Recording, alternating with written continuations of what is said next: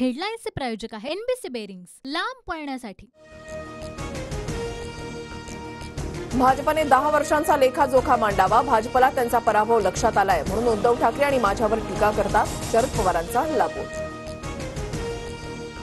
नवी मुंबईतील शौचालय घोटाळ्यामध्ये माजी संचालक संजय पानसरेंना अटक। घोटाळ्यामध्ये मवियाचे साताऱ्यामधील उमेदवार शशिकांत शिंदेंना नोटीस।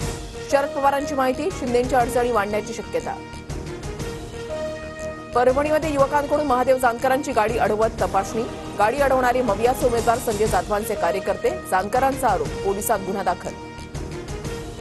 मुख्यमंत्री आणि उपमुख्यमंत्र्यांची आज पुण्यामध्ये सभा। मुरलीधर मोहोळ आणि शिवाजीराव आढळराव पाटील शक्तीप्रदर्शन करत अर्ज दाखल करणार। पटोले, पृथ्वीराज चव्हाण आणि थोरात उपस्थित। सांगलीमध्ये काँग्रेसच्या कार्यकर्त्यांचा मेळावा। बंडखोरीनंतर विशाल पाटलांवर काय कारवाई होणार याकडे लक्ष।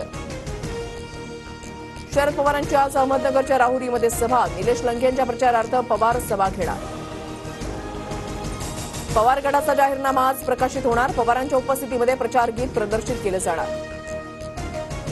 धाराशिवमधील साखर कारखानदार अरविंद गोरे आणि शरद पवारांची तुळजापूरमध्ये भेट। पवारांकडून धाराशिवमध्ये जुन्या सहकाऱ्यांची जुळवाजुळव सुरू। जळगावचे महायुतीच्या उमेदवार स्मिता वाघ आणि रावेरमधून रक्षा खडसे अर्ज भरणार, तर संभाजीनगरचे उमेदवार संदीपान भुमरे शक्तीप्रदर्शन करत अर्ज दाखल करणार।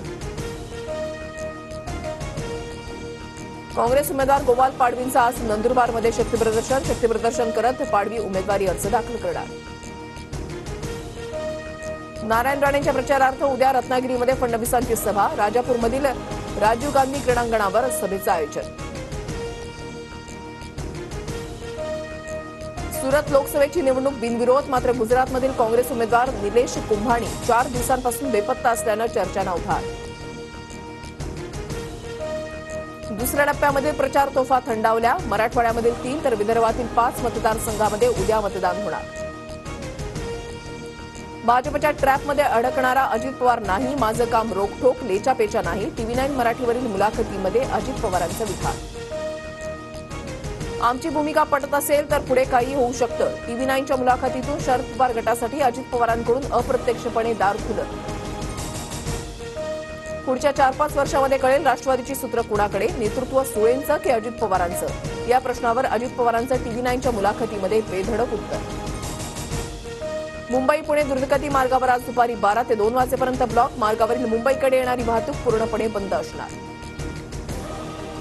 हेमंत सोरेन यांची सुप्रीम कोर्टामध्ये धाव। आर्थिक गैरव्यवहारामध्ये ईडीच्या अटकेविरोधातील याचिकेवर उच्च न्यायालय निर्णय देत नसल्याचा आरोप। मुंबईमध्ये लता दीनानाथ मंगेशकर पुरस्कारांचं वितरण। अमिताभ बच्चन आणि संगीतकार AR रहमान पुरस्कारानं सन्मानित। दिल्लीचा गुजरातवर 4 धावांनी थरारक विजय। 225 धावांचा पाठलाग करताना गुजरातला 220 धावांवर रोखण्यात दिल्लीला यश।